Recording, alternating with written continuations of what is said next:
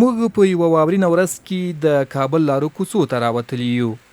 غواړو چې په دغه سوړ موسم کې د هیوادوالو او امنیتي ځواکونو حال وپوښتو. د کابل لومړنۍ واورې د کابل د اوسیدونکو هغه هیلې رازرغونې کړي چې ګمان کېده سږکال به ګڼ هیوادوال له وچکالۍ وکړېږي. په تلو کې د امنیتي ځواکونو د سار پوستي او چیک پوینټونه په نظر راغلل. سلام علیکم. خیر و جوړې بخیر. قراري ده. چیرته تلوي بخیر صاحب؟ بالا رفتم پس منظره دی وکړه. ته مشکل شي خو به نه وبردته. دوی د ژمي په دغه نسبتا سړه ورځ کې ټوله ورځ د سړک په توره پټه ولاړ وي او په هیوادنۍ مینه د هیوادوالو امنیت نیسي.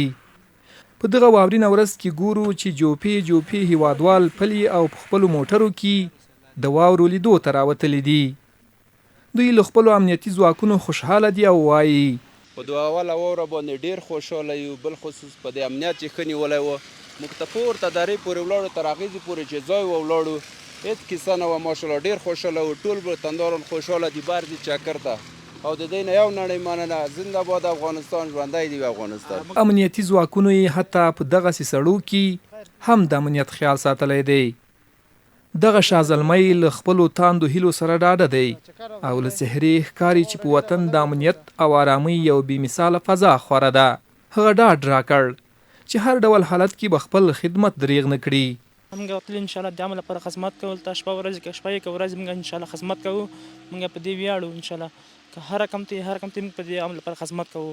نور انشاءالله موږ په دې ویاړو، موږ په دې فخر کوو چې موږ عمل لپاره نورم خدمت وکړو، دغه نورم خدمت کوو.